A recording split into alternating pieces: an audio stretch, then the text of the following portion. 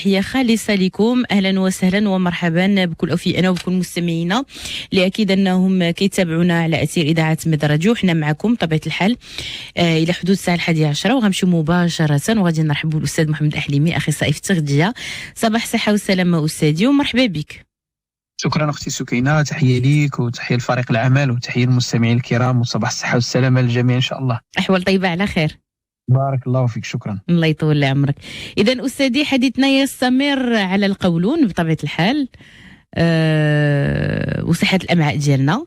فشنو الإضافة اللي نقدروا نضيفوها اليوم في هذه السلسلة هذه؟ فعلا أختي سكينة، اليوم وصلنا البيت القصيد، وربما المستمعين يعني من حيث المعلومات وصلنا لواحد النضج اللي فهمنا القولون ديالنا، فهمنا الأمعاء ديالنا، فهمنا الجسم ديالنا. هو بالنسبة للحلقات، كل الحلقات ينتظرها المستمع، لكن عمليا الحلقة ديال اليوم غتكون عملية بشأن يعني شنو ممكن نديرو من أجل إصلاح وإعادة بناء بهذا المصطلح هكا، إعادة بناء الأمعاء ديالنا والقولون ديالنا. فالإنسان عرف راسو باللي عنده قولون عصبي، عرف راسو باللي عنده مشاكل في القولون، ما بغاش يوقع له مشاكل في القولون من أجل الوقاية. والجميل أن هذه المعلومات سائرة، يعني لا للناس اللي عندهم قولون عصبي ولا الناس اللي في طريقهم القولون العصبي ما عارفينش، ولا الناس اللي ما عندهمش قولون عصبي، من أجل يعني نتقيو شر هذه الأمراض هذه. فالحلقة ديال اليوم إن شاء الله غتكون هي إعادة بناء الأمعاء وخاصة القولون العصبي. يعني الأمثلة، الله سبحانه وتعالى دائما في القرآن الكريم كيعطينا قصص، وجميل في الجانب التربوي، جميل أنه يكون الأمثلة، إعطاء القدوة وإعطاء القصص. فما فيها بس نشبهوا هذه المسألة ديال إعادة البناء، هي استراتيجية ديال البناء. خصوش يكون بناء عشوائي بيان سور، خصو يكون بناء مضبوط. على شنو؟ ملي كنقولوا بناء شنو كنقولوا؟ كنقولوا مهندس، كنقولوا تصميم، كنقولوا مواد ديال البناء، وكنقولوا الوقت. هادو كاملين خاص يكونوا عندنا، وسائل اللي تكون عندنا حنا. هاد المواد اللي غنبنيو بها حنا القولون ديالنا من بعد ما تعرض للعديد من المشاكل اللي كنا حنا مسؤولين عليها 100%، ماشي شي حاجة أخرى. هنا تطبيق أفكارنا، لأن الإنسان دابا ملي كتلقى غادي مثلا سايق السيارة ديالو، اش كيطبق أفكار. ملي كتشوف الإنسان غادي كيشتغل العمل ديالو كيطبق أفكار. هذيك الخبرة هي أفكار. حنا حاولنا نجمعوا الأفكار باش عمليا نقدروا نطبقوهم. فقلت أنا إعادة بناء الأمعاء وإعادة بناء القولون. والجميل في الأمعاء من رحمة الله أنهم عبارة الخلايا ديال المعي الدقيق كيتسموا لي زونتيروسيت، والخلايا ديال القولون كيتسموا لي كولونوسيت، من تما جاو قولون كولون واخا. أما الأمعاء الدقيقة كيتسموا لي زونتيروسيت، من تما جا لو سيستيم أونتيريك، الجهاز العصبي اللي كاين على مستوى الأمعاء. فإعادة البناء قلت أنا يجب أن يكون عندنا مهندس. شكون هذا المهندس؟ هو الجسم ديالنا. سبح اسم ربك الأعلى الذي خلق فسوى. جسمك تعطيه داك الشيء باش يشتغل غيفاجئك. هذا جسم الله سبحانه وتعالى اللي خلقه، كنعرفوا عليه حنايا إلا القلة القليلة من المعلومات، وما أوتيت من العلم إلا قليلا. فقلت أنا من أجل إعادة بناء هذا يعني القولون بالطبقات ديالو، بالبكتيريات اللي فيه، بالطبقة الواقية اللي هدرنا عليها لاكوش أميكوس أو الطبقة المخاطية، بهذه الخلايا خص يكون عندنا مهندس. والمهندس عندك الحمد لله جراتويتمون، ما كتخلصوا ما والو. جسمك فيه هندسة دائما للعودة للصحة.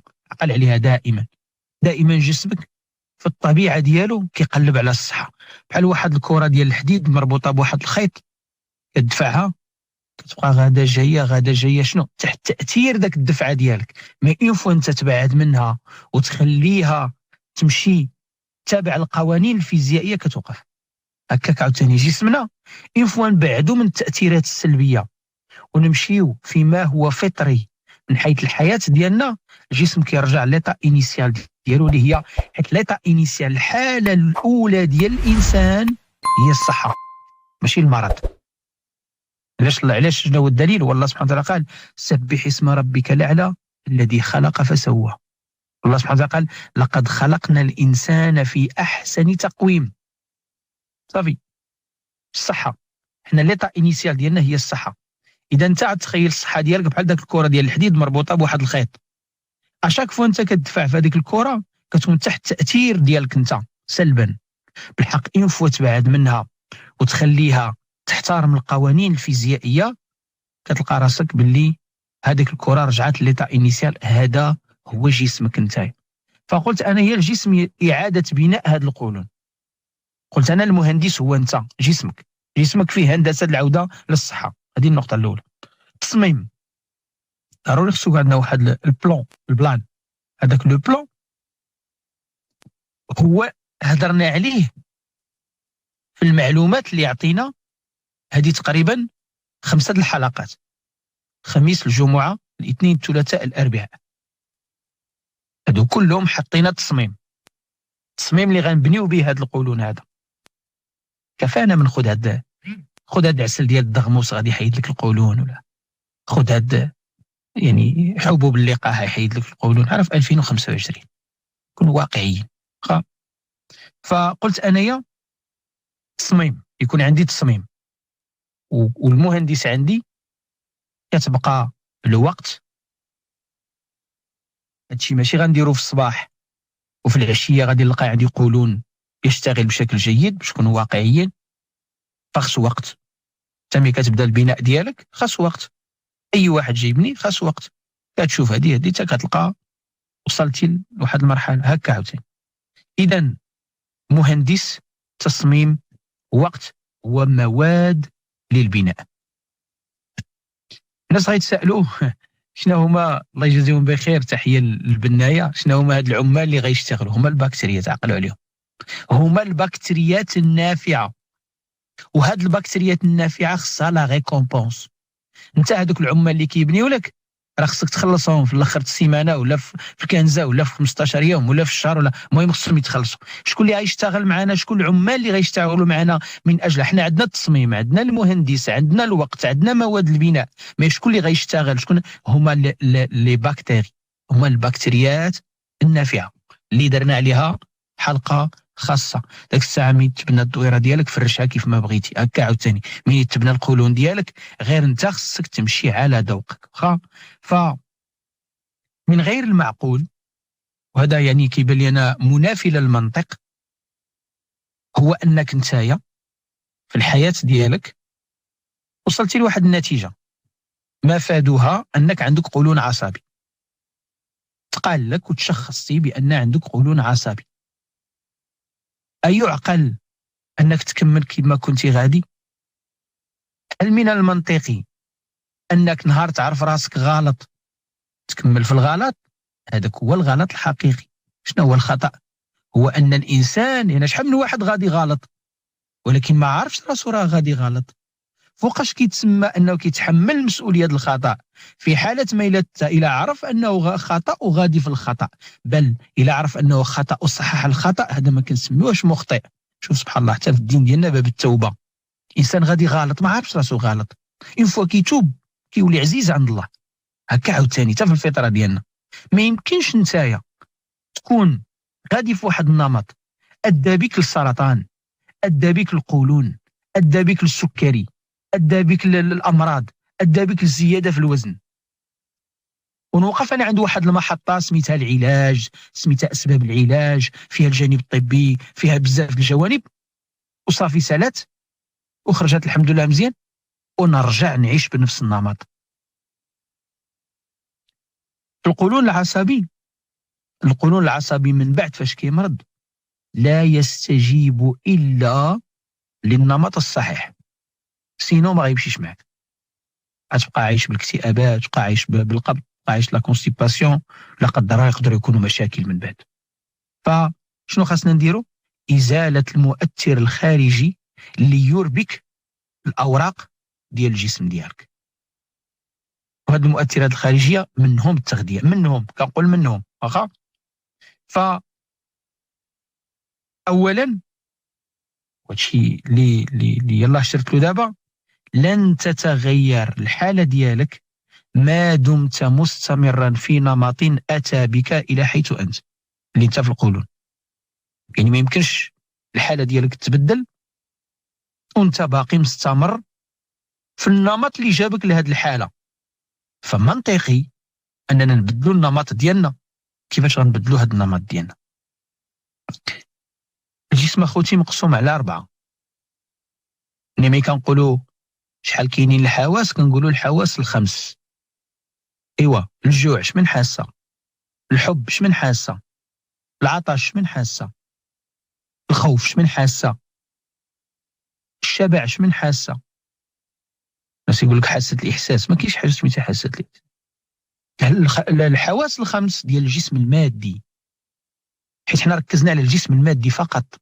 سيدنا ايوب ملي كان مريض فيه الجسم المادي 18 سنه. بالحق كاينين اجسام اخرى حنا على الاقل كنقولوا بسيكوسوماتيك، الجانب النفسي والجانب المادي كيأثروا على بعضياتهم. فاحنا الجسم ديالنا باش نتعاملوا مع، لينا كنقولوا قولون عصبي، كنقولوا اكتئابات، كنقولوا فخصنا نتعاملوا مع الاجسام ال4 اللي كاينه في الجسم. كاين الجسم العقلي، وكاين الجسم الروحي، وكاين الجسم العاطفي، وكاين الجسم المادي. لو كور سبيريتويل، لو كور مونتال، لو كور فيزيك اي لو كور ايموسيونيل. انا ملي كناكل خبز مدهون بالسمن كنوكل الجسم المادي.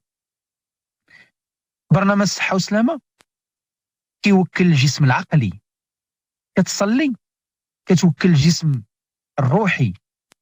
كتسامح كتوكل الجسم العاطفي. شو شحال ديال الماكله، شو شحال ديال لا نوتريسيون، شو شحال ديال الغذاء. فانا ملي كنجلس ونجلس مع وليداتي ونجيبوا طاجين ونعيطوا للحباب، نجلسوا مجموعين، نعمروا براد ديال اتاي، ونصليو العصر مجموعين ولا نصليو الظهر مجموعين، او جي رمضان، تصور وجبه كتغذى فيها روحيا وعاطفيا وجسديا وعقليا. كنناقشوا مواضيع، شي موضوع تار في برنامج الصحه والسلامه، ولا شي موضوع تار في شي برنامج، هكا خصو الانسان. فانت شنو خاصك؟ خاصك ادوات يوميه باش تغذي عقلك، باش ما يبقاش عقل فراغ، عقل كيمشي غير للتفاهه. سمحوا لي على هذا المصطلح. نهار خصني انايا خاص البرامج، يعني بحال برنامج الصحه والسلامه، بحال برامج اللي كدير الاذاعه مشكوره، خاص يكونوا معممين بزاف ديال المنابر وبزاف، باش الانسان يولي يشوف المعلومه الجيده. هنا اش كتكون كدير انت دابا؟ ولدك فينا هو؟ ولادنا فينا هما دابا؟ راهم كيتغداو عقليا. العقل ديالو كيفاش؟ الدراسه، قراءه الكتاب، الحوار مع الاستاذ، النقاش، الكوميونيكاسيون، اللغه. شنو هو هذا؟ هذا غذاء عقلي. اذا الله يعطيكم الخير. الناس يقولوا نعم حنا في القولون العصبي. القولون العصبي لان من هنا جا المشكل. فغدي دماغك عقليا. عندك شي باج تدخل شوف فيها معلومات جداد، عندك شي صفحات في الانترنت مكتوبه معلومات. الغذاء العقلي. كاين الغذاء الروحي. الغذاء الروحي الصلاه، الصيام، قيام الليل، قراءه القران الكريم، نعاونوا الناس، نعاونوا بعضياتنا، الكلمه الطيبه، الابتسامه، الدين. يعني الحمد لله الناس كيعرفوها. بقى لنا الغذاء العاطفي. حنا دابا ملي كيتصلوا المستمعين وكيقول لك حنا كنحبوكم، راه لحمنا كتبورش. من كنبداو البرنامج والناس كيبداو، كتشوف واحد كيقول لك شوف كيفاش كنت وشوف كيفاش وليت، راه تقشعر الابدان. هذا غذاء احنا ولفنا عليه. حنا عندنا الجوع لهذا الغذاء، الغذاء العاطفي. كتمشي عند والديك، ولدك في المدرسه، ملي كتلاقاه في الاحضان، كتجي للدار كتبوس الراس ديال الزوجه ديالك، وانت هو يبوس الراس ديال الزوجه، والزوجه تبوس الراس ديال الزوج ديالها. علاش؟ لان هن لباس لكم وانتم لباس لهن. هادشي راه ضروري. لاحظوا باقي ما هضرناش شنو غناكلوا. هاد الاكل ضروري منه. باش كنقول لكم انا ثقافتنا الغذائيه ماشي غير، سمحوا لي على المصطلح، ملء البطون، لا، عاطفه، العقل، الروح. هنا هنا كنكونوا اتفقنا على هذه الاجسام الاربعه. لان اي مرض الله سبحانه وتعالى وقعوا احداث في التاريخ واعطانا قصص في القران الكريم. نحن نقص عليك احسن القصص. قصه سيدنا ايوب، اي واحد مريض خصو يقرا قصه سيدنا ايوب. كانوا جميع الاجسام عنده قويين، الجسم الروحي كان قوي، الجسم العاطفي كان قوي بالزوجه ديالو رباعه الضفيره ديالها باش تداويه، والجسم العقلي كان قوي. الجسم المادي كان مريض 18 سنه. هكا الجسم ديالنا. فباش نعاود نبني انا الجسم ديالي خصني نغذي هذه الاجسام الاربعه بما في ذلك الغذاء، الجسم المادي اللي هو الماكله، اللي هو الاكل، اللي هو المتعه الاكل، لذه ما نضع في الفم ديالنا. فهذا الغذاء هذا قوانينه كالاتي: اولا الاكل نوعان، اكل تاكله واكل ياكلك. هذا جميل. اجمل من هذا انه ولك ان تختار. ما كاينش شي واحد غادي يرغم عليك، ما كاينش شي واحد غيقول لك خذ هذه بزز ولا ما تاخذش. شوف الدري ولو تقول له خذ هذه بزز يدير لك واحد المقاومه ما ياكلكش ولو دير معاه اللي درتي. ما كان مع حنا بالعكس، حنا كان باللغه العاميه استسمح كنلوحوا الكره للناس. انت الكره في الملعب ديالك، لعبها كيف ما بغيتي مع الجسم ديالك، هذاك جسمك. حنا بغينا كي تكون مزيان، بغينا غير ما يبقاش عندك قولون. انا ملي كنقول لك اجتهد في خبز خميره بلديه، بغيتك تكون بصحتك مزيان. شنو الهدف ديالي انا؟ هدف سامي جدا، وانك تكون انت بصحتك مزيانه. واحد النهار تعيط البرنامج صحه وسلامه تقول وي كان هذا البرنامج من بعد الله سبب، يكفينا هاد لا ريكومبونس. حنا بالنسبه لنا كنكونوا فوق النجوم ملي كنسمعوا كلام بحال هكا. والله يجازيكم بخير. كفانا استسمح، كفانا من بالعبث بهذا الجسم ديالنا اللي الله يحسن له العوان. فانت ملي كتاكل شي حاجه اعرف راسك، يا غتنفع جسمك يا غتخونو. فالاكل نوعان، اكل تاكله واكل ياكلك. هذه النقطه الاولى. تذكروا قبيله قلت لكم باللي حنا في حلقه لاعاده بناء القولون. عندنا مهندس، عندنا تصميم، عندنا مواد البناء، عندنا الوقت، خاصنا العمال الله يجازيهم بخير. كفاءات اللي ما تصورش. شنو هي الكفاءات؟ هي البكتيريا النافعه. فانت الى سالت السيمانه ونهار السبت وما خلصتي حتى واحد ما غيرجع لك هكا عاوتاني. فاعرف، اي واحد خصو يعرف في كل ما كتاكل انت اما عندك جوج امور: اما انك تغذي البكتيريا الضاره وسيبقى القولون وستظهر اعراض اخرى بما في ذلك الجرثومه الحلزونيه. انا قلت لكم هذا الباك ديال الامراض هو غادي كتلقى قولون، جرثومه حلزونيه، نقص فيتامين دي، مشاكل غده درقيه، فقر الدم، زياده في الوزن، تكيس المبيض. هادو غتلقاهم غاديين اون باراليل في المجتمع. علاش؟ للاسباب نفسها. فاي حاجه خديتيها تصالح مع البكتيريا النافعه ديالك. والبكتيريا النافعه باش كنتصالحوا معها؟ حنا كنا مثلا مناقشين مع شي واحد وبغينا نتصالحوا معاه. اول حاجه كدير كتدي له هديه. واعطي لجسمك هديه، اعطي لجسمك هدايا، اعطي لجسمك غذاء اللي كيعرفه، اعطي لجسمك غذاء فيزيولوجي، اعطي لجسمك غذاء اللي داخل عنده في الكتالوج. واش انت كتعطيه حلوه؟ جسمك في الكتالوج ما داخلاش عنده حلوه، هو ما غيردها لكش، ولكن غيردها لراسو وزيد. فنعرفوا باللي اي حاجه اخترنا ناكلوها نعرفوا واش كنغديو البكتيريا الضاره ولا النافعه. وانا غادي نصنف لكم هاد باش ما نشوف شوف تصور اليوم وصلنا يعني تقريبا ل6 الحلقات وكتلقى ناس ما عرفتش انايا بناء على شنو هي باينه على شنو مبنيه. خذ هذا المنتوج، خذ هذا العسل، خذ هذه. والجميل انه يشرح لك القولون، شنو كاين في القولون، شنو كاين في هذه، ذاك الغطاء العلمي مزيان ما كاينش مشكل. ما ياخذ هذا العسل، خذ هذا المنتوج، خذ هذا عسل الملكه، خذ هذا حبوب اللقاح، الله ودي. وحنا في 2025. فهذا الشيء اللي بغينا حنا، ذاك المناعه الفكريه. حنا 6 الحلقات عاد قدرنا نقولوا البكتيريا الضاره والبكتيريا النافعه، وشنو هو غذاء البكتيريا الضاره وشنو هو غذاء البكتيريا النافعه. فانت خذ العسل، وعندك القولون عامر بالفضلات، شرف الله قدر الجميع. شنو يدير لك هذا العسل؟ شنو يدير لك هذا؟ انا قلت لكم هذه الفكره ديال هذه الماده خذها، دير لك هذا الشيء هذا؟ لا، نمط كامل، فلا منتوج ولا عسل واستسمح ولا هم يحزنون. ف إعادة البناء أولا شنو غديروا؟ عرفتي راسك عندك قولون عصبي، تشخص عندك قولون عصبي، يعني أولى مثلا ما تشخصش من أجل الوقاية. أول حاجة غديرها شنو هي؟ على الأقل غنصوموا واحد يومين أو 3 أيام، ماشي متواصل. حنا ملي كنقولوا في الدين ديالنا الصيام، لأن بالفرنسية لو جون ماشي هو الصيام، لو جون هو القطاع عن الأكل. اما حنايا في الدين ديالنا الصيام معروف، حتى يتبين لكم الخيط الابيض من الخيط الاسود من الفجر وتصحروا فان في السحور بركه وعجلوا الفطور واخروا السحور. هذا هو الصيام.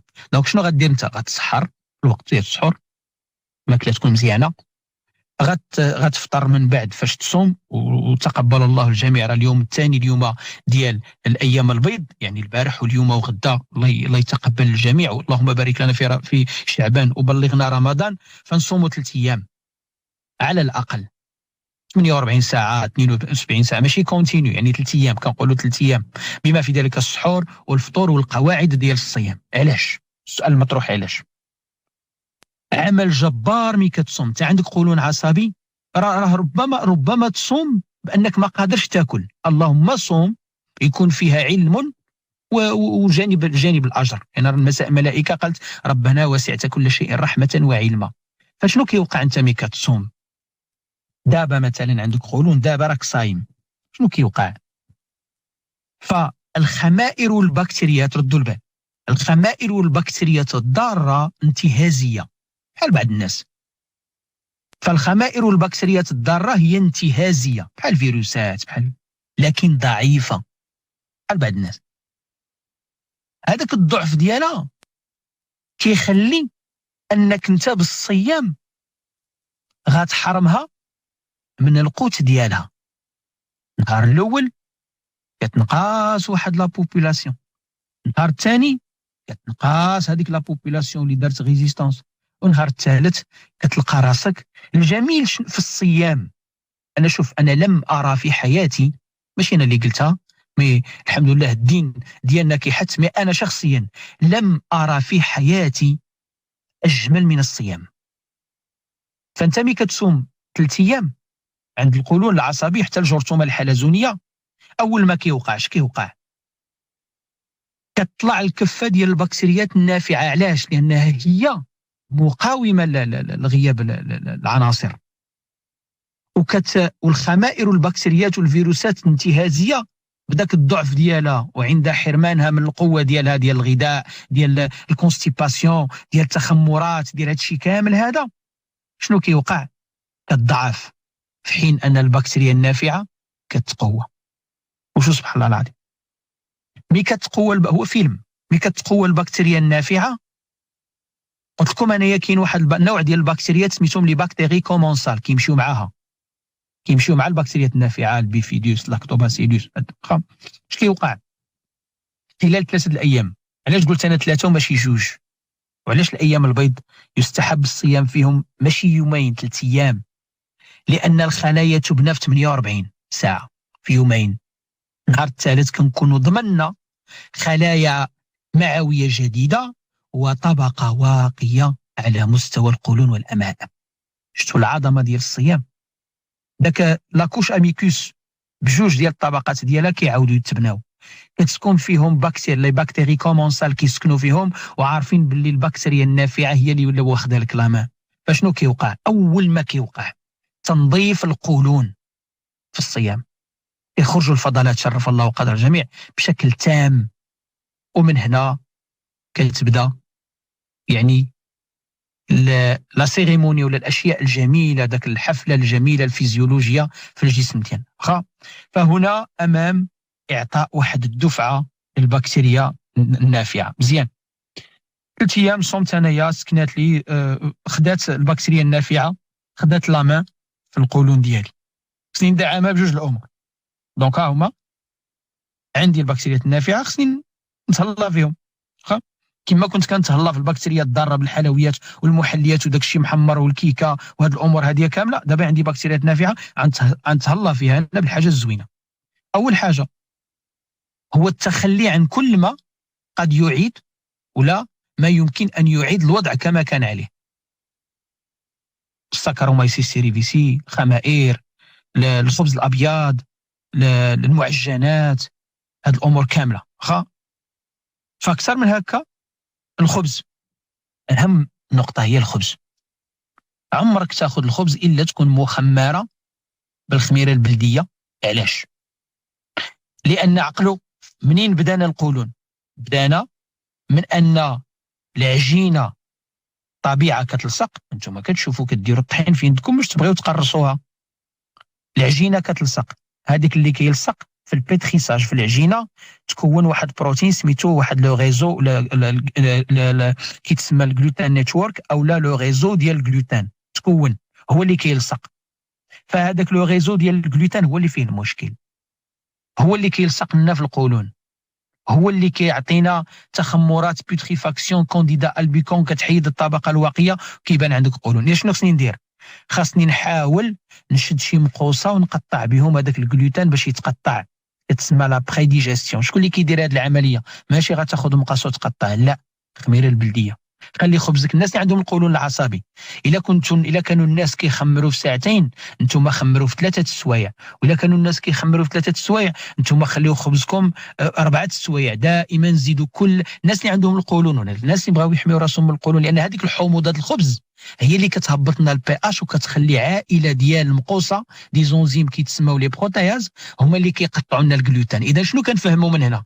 ان الخبز كل ما حماضت كل ما زادت القيمه ديالها، كل ما تقطع الجلوتين كل ما كانت اقل تاثير.